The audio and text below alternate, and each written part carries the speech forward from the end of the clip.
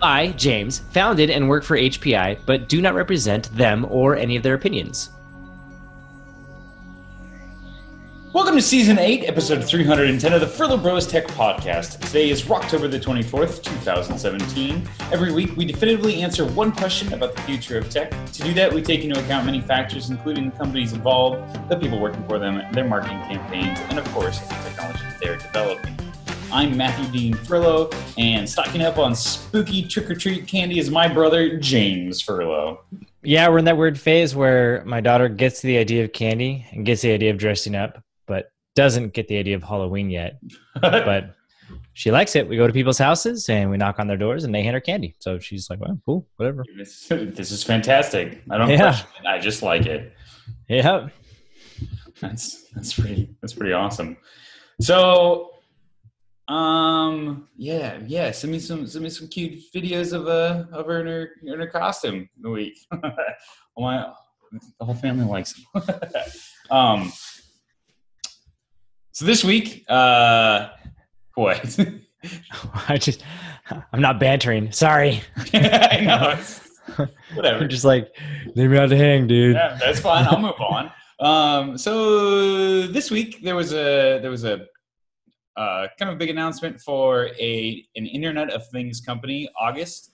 They make a smart lock that you can open with your phone and open with the internet and everything. That I own. Nice. And they've been kind of a big deal for that market because they've had a pretty high quality product. It's super cool. They got it's one of the most I don't know if it's the most secure smart home lock, but it's like top one or two. Yeah, and they've had all sorts of researchers do stuff, and that's been pretty well agreed. And it just works, which is nice. But. So they got bought. Yeah. So they got bought by Yale. Which is a lock company, not the university, but Yale locks. And this, I was wondering, did they get bought to get dissected and taken apart? What's this? No, they're getting brought into the fold. There's some belief that it might have to do with the fact that August they've got a contract with Walmart for allowing deliveries to get one-time codes to get into your. I participated in the beta program, which was cool. Did you? That didn't freak you? That seems like a non-starter to me. I'm like, just leave it on my door, man. You're not allowed to walk into my house. They gave me free product to try it. So well then. Yeah, exactly. They're like, we'll give you a Nest Cam to record everything. I'm like, yeah, I'm in. Oh. Plus, we'll give you another August lock. It's like or another August product. It's like, yeah, I'm in. I'll do this. So. Yeah, I did it. It was weird. I'll admit it. I have a dog too, which doesn't help. If I didn't have a dog, or if I lived in a city, like in an apartment building, that would be a different situation. Yeah. Well, one of the things so August wasn't doing well. They were struggling. They had a pretty were they?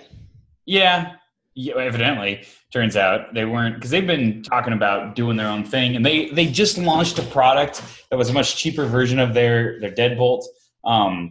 But it wasn't really a complete product. There was complaints. There was a lot of thirst for a much more affordable version with a longer battery life, but it didn't come with a lot of the features that have really made it a big selling point.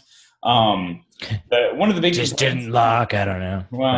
Well, just like it didn't. It wasn't the full featured Internet of Things thing. It was like it had a motor, but it didn't out the box work with things like Apple HomeKit and stuff like that. You had to get extra bridges, and which brought the price up, and it just complicated things. So, anyways, long and short of it is they got bought, and it sort of started this conversation about how do you know when a company is going to be they're coming off the rails. Either they're going to get bought, or they're going to get they're going to fail outright, or whatever. And there was an article that I read called "The Canary in the Coal Mine" by John Biggs of TechCrunch, and he basically was saying that there are signs that you can see that tell you that a company's going to fail. And he posited that if you watch startups long enough, you see interesting tells. Poor products launched haphazardly. The CEOs probably focus on an acquisition or almost out of money. Red hot cycle with loads of interest. You're about to be headed for a correction of biblical proportions. Celebrity investors making the news. The company is sunk. Hot dog costumes. You probably want to talk to your broker, which I appreciated that jab.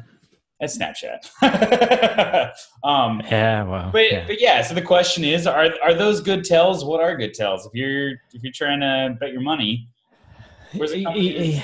Yeah, that's interesting. Those are tells. Which, again, you think about like August.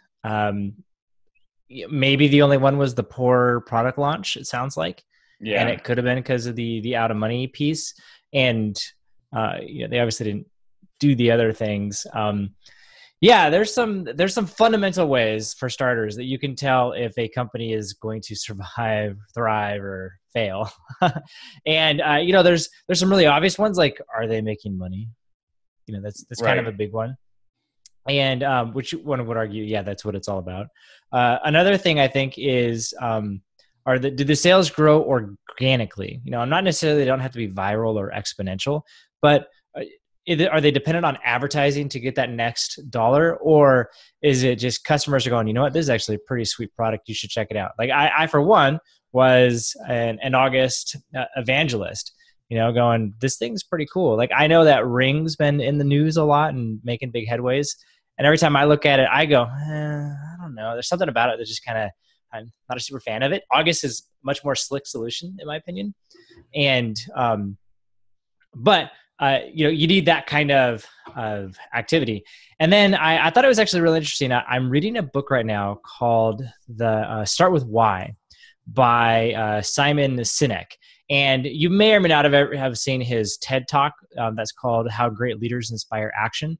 I think it's like the number 1 or number 2 watched TED Talk. So that's pretty good. Chances are you've seen it if you're into TED Talks, which you're in the TED Talks, let's be honest, because you're listening to this podcast. Yeah.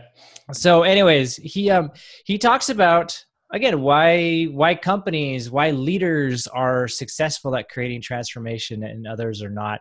And one of the things that he talks about is the golden circle, which he says normal companies, they start with the what we do. What is our product? We sell computers. I don't know. And then they talk about the how they do it, which might be like the speeds and feeds thing. It's 10,000 gigabytes of RAM plus, which sounds, I don't know if that sounds cool or not. Can't take advantage of it. But anyways, like, speeds and feeds, right? And then he's like, and that's what normal companies talk about. He goes, ones that make a huge difference, they start with why. And that's the inner part of the circle. Why do we exist? What are our fundamental beliefs that we have? And then how do we express that belief? And what are those products that we're actually selling? And so he goes, you can tell the ones who will be successful because they start with why. Now, it just so happens that I was catching up on news, and so I watched Elon Musk's latest speech with, I forget, some space organization, and it was called Making Life Multiplanetary. And I think this is the second year in a row that he's talked about it, and it's kind of a SpaceX update. And I thought it was super interesting. They introduce him, and the very first words out of his mouth, he goes, I think it would be good to remind you why we're here. And you're just like, and my mind's like, oh my gosh, blown. And all of a sudden it went, that's why we like him. And that's why he's so intriguing, because he has a very powerful why. And he talks about it. He starts with it. He goes on a 5-minute, like, here's why we're doing this. Here's why we're investing all this money. Here's why we're trying to do this. And then he gets into the how and the what afterwards. Right. And it's inspiring. People go like, yes. So I look at like SpaceX and you go, they're going to make it. They're going to be fine. Now, granted, yes, they flirted with bankruptcy a couple times. And it actually just so happened, he got like a little emotional that the day he gave the talk was the same day that the fourth rocket, the first one to actually work, flew. He's like, so kind of he's like, it's a big day. And he's like, and honestly, if that one didn't fly, we were done. And which you're like, that's crazy. But he had a very strong why and was willing to do that. And so you wonder with companies like August, like, well, what's their why? Why did they see the need to say, we need to have a smart lock? We need to enable this next level of safety behind it. Do they as a company talk about the why, or do they just talk about the house? Oh, it's super slick. Oh, it connects to all your different smart home devices. Well, but why do I care? Like the in-home delivery, right? Like you've already, you probably like, that sounds like a non-starter. I don't want to do it because they're not communicating the why that would be important. Right. And or you go, yeah, that's cool, not for me. Right. And so you think about different companies, like what's that why behind it? Do they have that? And I think that's a fundamental thing. And you know what, Biggs is probably right where there's certain things, haphazard project launch. Yeah, you know what? That means they're horrible at execution. Totally agree. Not a great sign. Load the hype cycle, which we'll talk about Magic Leap later on. That's that's when we're like, come on, guys. And I've seen other ones in that space where like, man, they're great at PR, not great at building the product. And you got a problem when you do that. The celebrity investors making the news. Yeah, perhaps. I don't know. Outside of Uber has been a fantastic example of that lately. And the hot dog costumes, that's an example of just like having trouble to stay focused on what's your product? What are we doing? Why is this? Again, it gets back to that. Why is it important? Are hot dog costumes important? what is Snapchat's why? How does a hot dog costume move that forward besides like, oh, it's a chance to make a quick buck? Is that your why? Because if making a quick buck is your why, you're not going to be around. Right. Yeah. Well, I completely agree. So I think what we need to do next is we need to take a look at some of the startups out there and let's do a thumbs up, thumbs down. But first, yes, we've got our first official sponsor. This week's episode is being brought to you by Thor Ragnarok. They're not an official sponsor. Okay. We're not getting paid for this. Dang. In the movie, the reviews came out, and I mean, I'm excited. If I'm honest, I'm very excited. The trailers look awesome. I like they've taken a little bit of a left turn, a positive left turn with Thor. I'm saying, you know what? Let's unwind them a little bit. Yes. I like it. Let's be a little bit goofy. Yeah, it's this is worth the. Let's give him a haircut and it's all good.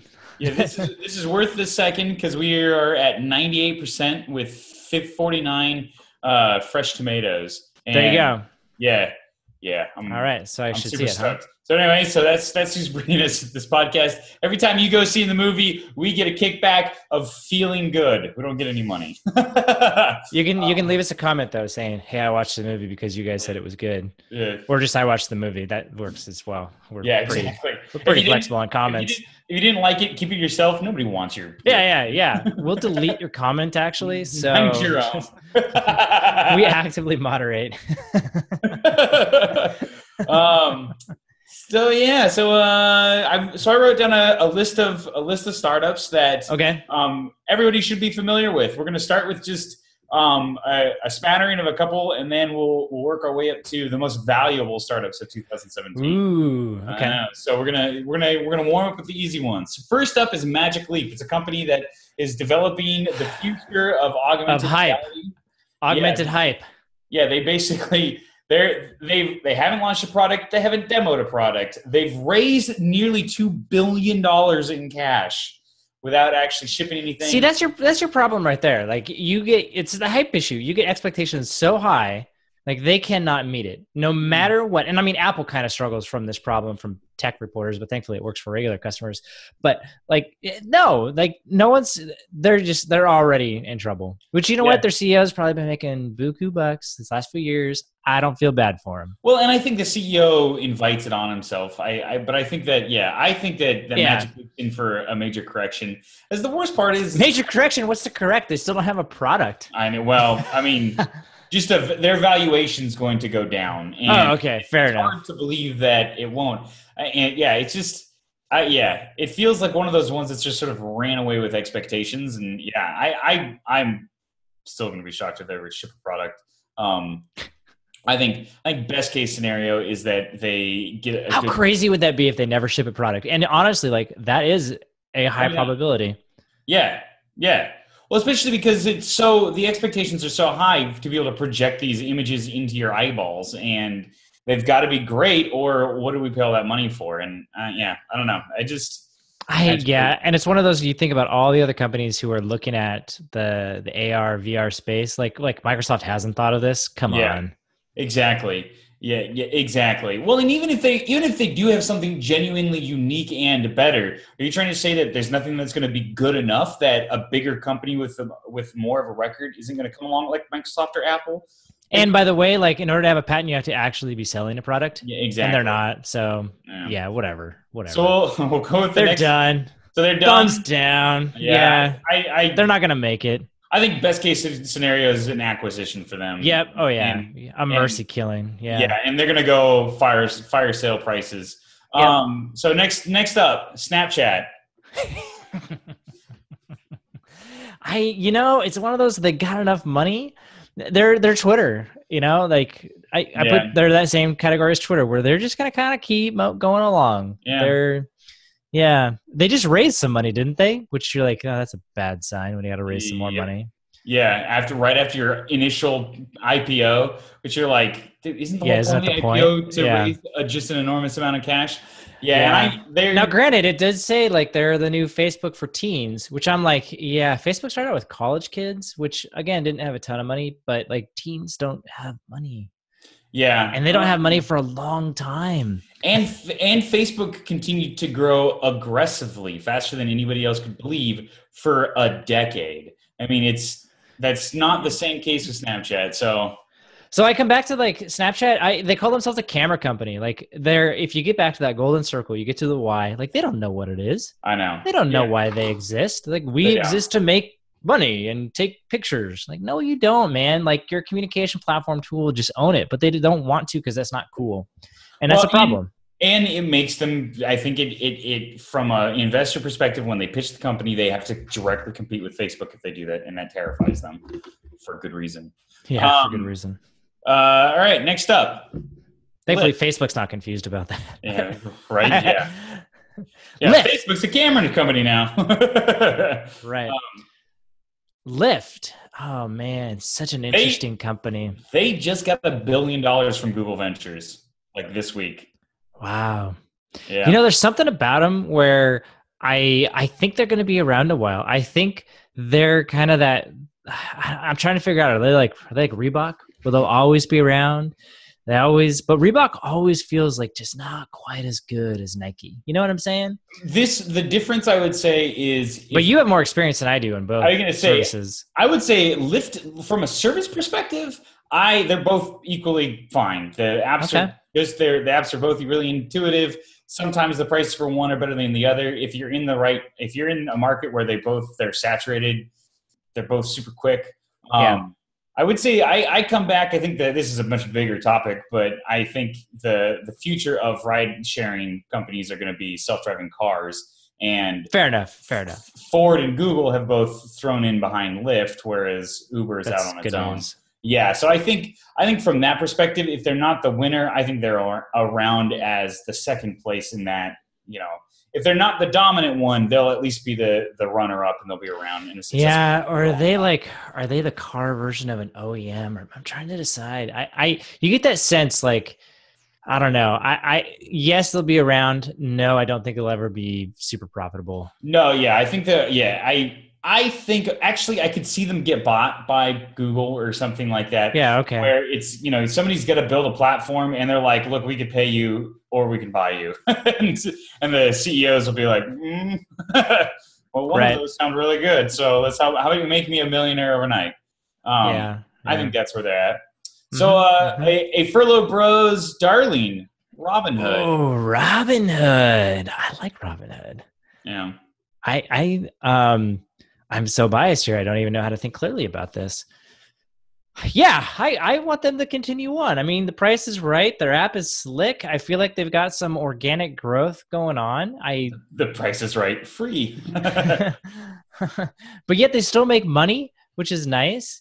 They were okay with opening it up slowly and scaling it appropriately, which one could argue is part of the hype. But I think theirs was more like, no, we want to make sure the infrastructure works. Yeah. You got the sense that they did it for the right reason. And these are people who grew up or spent a lot of time in the financial industry and just saw what was going on. It was like, dude, like they're charging too much. There's a cheap, easy, free way to do this that provides a good service. I think they got a strong why. I like them. I am so biased though. Like I'm gonna say, well, and I think the one big thing that they do is just they're quiet. They keep their head down. They just keep having iterations and developing a better platform and more products and just slowly growing it and they make do organically. That's the other thing. Like there's a lot of organic growth that they experience. Now, I think there's some risk in economies tumbling and stock markets resetting, which happened, by the way. It's just a question of when, not if. Will they be able to survive that when investors are like, oh, the stock market's dumb for like, the 2 or 3 year break that they all take when that happens. Right. Which again, theory they should survive since they don't make money off trading. Yeah. I don't know. I agree. So next up, Fitbit, man, they're like the Sears of smartwatches where you're like, how are you not dead yet? I know, right? It does feel inevitable at this point. I was a big fan of the company, but their latest watch has just kind of stumbled, and Apple just continues to dominate in the market. I think at this point, you either got to get up to Apple's game or you're just really cruising for a bruising. Or you just own an Android, I guess, which a lot of people do. Yeah, I think that's the problem. Well, yeah, that's a good point. The frustrating part is it feels like there's enough space in the market, but they don't feel like the company that can. And I guess the question is, what size are they okay with being? I feel like if they pick a size, they're like, yeah, you know what? We're not number 1, we're number 3, and they're okay with that because they're providing a good workout watch or device. I think they could be okay. I think their problem is they have hopes of something bigger, something grander. Yeah. And they're going to push it.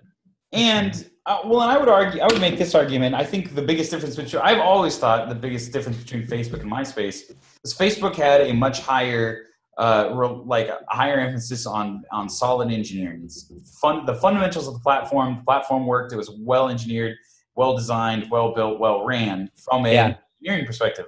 I don't think Fitbit can make that claim, and I think that's the thing that they struggle against the most. Is that they just struggle more from an engineering perspective. Hardware is hard, it turns out. So what about If This Then That, the script company? Yeah, man. I think they have a good why. I just have no idea how they make money. Which I think was one of my criteria.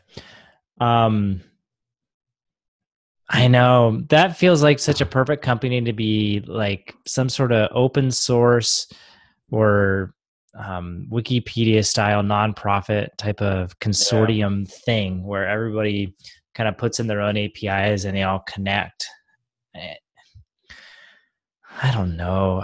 There's a need. It's interesting. I was looking at it earlier yesterday, trying to do something cool with my lights, and it turns out Philips Hues just flicker. They don't actually you can't change a color and then change it back. I wanted to be like when a sports game started, I wanted to flash my team colors and then go back to whatever it was. Turns out Philips Hues are not that smart. So at least it's not available in their API, I should say. And so I was like, bummer. Can't use IFT for that. And I don't know. Sure. Yes, but maybe not in the current incarnation that it will continue on.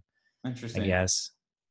I don't know. I could see them sticking around. And just. I gotta imagine it's not very hard to run. It's just servers. Right. Yeah, that's part of it. It's pretty low end. I mean, that can get expensive, but if you get it right, you can survive that. I know, and they keep playing with revenue models, trying to figure it out. Eventually, they have an enormous amount of user information too, which is a valuable resource. That's nice. They can't monetize it at this moment.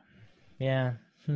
So what about the creator of Android's new startup, Essential? Andy Rubin. Yeah, he's got a new phone out, the Essential phone. Yeah, no. The Essentials. No, yeah, I agree. No, it's again, what's his why? I'm not seeing it. Yeah, I mean, I could see a small niche maybe of survival, but that's not what they want. I mean, they want a successful. The profit margins on phones are so incredibly slim. You either have to be Apple or sell just a mountain of phones, and I don't think he's going to be able to do that. So, yeah, it's interesting too that Google decided to buy HTC and not Essential.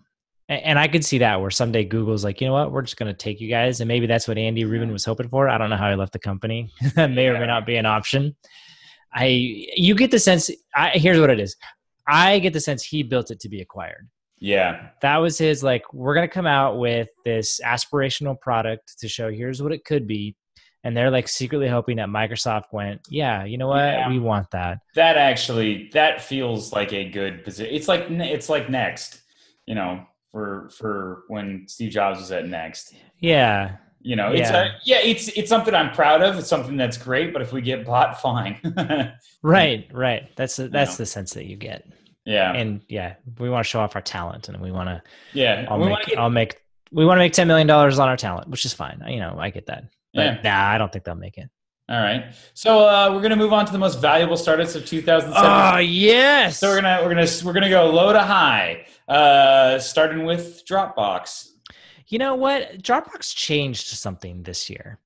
They were a company that was struggling and flailing and they didn't have their why. It was very clear because they were like, we got this photo carousel thing and we're doing this email thing and we're doing this, I don't know. There was like one other office productivity tool that they bought. And it was just like, what are you guys doing? And I remember thinking like, man, they may not be around very long. Yeah. Are all my files backed up? And then somewhere in there, they probably got a new leader and I just don't follow the news enough to keep up with it. But they suddenly went, you know what? We do file storage really well. And let's help people collaborate on file storage. Yeah, right. And they crystallized on it. And now like their team, they're pulling out new products. I disagree with their current design choice that they just rolled out. I'm like, their new logo is ugly. But. Man. But you know, whatever, they're making changes. And so I think they're in a good place now. I think they're going to stick around. I know that like Apple's like, we're coming after you. No, you're not. It's fine. iCloud's not a replacement. OneDrive is not a replacement. Dropbox is the best product out there. If you want to know what the best is, you go with that. You already have Office 365. Oh, okay. It's our argument. Cool. Yeah, I tend to agree with that. So the most interesting website on the internet. Oh my gosh. Pinteresting. Yes, I guess. I don't know. Like they figured out the revenue thing. They continue. They're one of the most creative companies I've seen, which just the nature of their website forces them to think about things differently. Like their whole interest search and their interests, graph that they're coming up with. You're like, yeah, you know what? They get it. And they keep iterating in their own way and what makes sense for them. I like them. Yeah. I tend to agree. I think that I tend to agree. I think that you've got a company that they've got a revenue model which is huge. They understand what they are. They've got a good market. Reddit struggles with things that monetizing the website in a way that Pinterest just doesn't. And I think that they're not going to be the next Facebook or LinkedIn, but they may someday choose to get bought by somebody. I don't know. I feel like they're big enough now where it would cause a problem. Yeah. But they also don't. I think they're okay with that. I don't think they're looking. Yeah, I like them. All right. SpaceX. Well, obviously, I think they're going to be around a while. Yeah, I think at least through 2022, when he said they'll do their first mission to Mars. Did you watch that? Like, we're going to link to it. It's totally worth. He's the worst speaker in the world. I know, but part of it's a fuel. I know it's not. And I'm just like, dude, just practice. That's all I'm asking. He's busy, man. Run through your note cards once. That's something to drive over. He's the only CEO in tech that will look at a slide while he's giving a presentation and say, that's not a very good slide. Sorry about that. And just keep the slide. Did you even look at what it was going to look like on a big screen? Like, you crazy guy. Yeah, I've seen that. No, but he does one of them where it shows like Mars mission. He goes, it's 2022. And he goes, that's not a typo. it's aspirational, but it's not a typo. Just like, I appreciate that. And then I think at one time, like his presentation actually finished, and then the deck it exited out to just the default Apple background, and he just kind of does it, and he goes, and mountains, and he just like, what? Just rolls with it. Pretty good. Yeah, he's got a super strong why. Super strong why. They're making money now. They're showing success. Yeah, I think they're going to be around. They're going to change the world and this planet. I have no doubt of that. And I think because his why is so powerful, even though they've come to the edge of bankruptcy a couple of times, I don't think it was as perilous as it would have seemed. I think they would have figured out a way to come back. It would have been rough. Yeah. It would have been long, but I think that they've made it. Yeah, he would have given up a percentage of his company, and he would have made it happen. Yeah, they would have. Yeah, exactly. They've made it through the most difficult period for them, and even that, I don't think they came as close to disaster as they would have if it would seem. Yeah.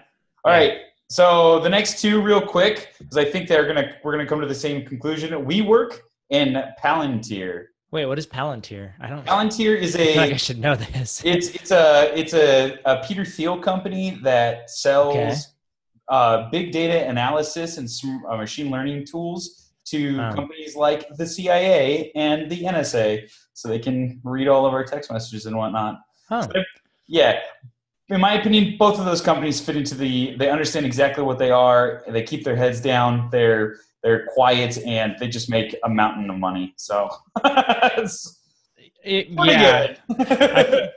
I agree. WeWork's a little more flashy than that, but I think you kind of got to be when you're trying to court tenants. But I've, like I said, I didn't even recognize Palantir, so there you go. Yeah. Palantir tries to keep it that way because what they do is a little bit shady. So the last two, number 2 place, Airbnb. A new competitor just popped up who got a significant amount of funding last week. So I don't think Airbnb needs to worry about it. I feel like they've got a pretty strong why. They got a good market too. Yeah. I think as long as they're not dumb, they'll continue on, and I don't think they're dumb. So the biggest hurdles that they have are legal ones, I think, and they just have to take those case by case and be smart, And they seem to be, which is good. Expensive lawyers. You think about like their CEOs when they got started, like they were couch surfers. That was their whole thing, and they went, man, this would be cool to like make a platform to make this easier. Yeah, like, that's a pretty strong why right there. Exactly. And so the big one, the crazy one, Uber. With their new CEO, they got a chance. And they just changed the board to one share equals one vote. So I think they've made a huge change in the last couple of weeks since Travis got kicked out. Shocking. And I think that they are on a good trajectory. I don't think they're going to be they are not going to be as big. Travis Kalanick, his aspiration for the company was much bigger than it currently is. That being said, as a result, this company is going to be very successful for a long time, I think. Yep. I agree. Yeah. I agree. Go on. Well, there you go. Those are what we think. Question for you, Mr. Listener, Mrs. Listener, Miss Listener, is which startup do you think is in the most perilous position? Okay, so we're not looking for like which one do you think will IPO next. Like, who do you think's on the chopping block, either for an acquisition or just about to close down? So go ahead, leave us a comment, let us know. And with that, we want to say thank you for joining us. We really do appreciate it. You can check out all the links, including the video that I've mentioned more than once, at furlobros.com/310. Wow, man, we're already at 310. Crazy. You can subscribe to us on iTunes and Google Play.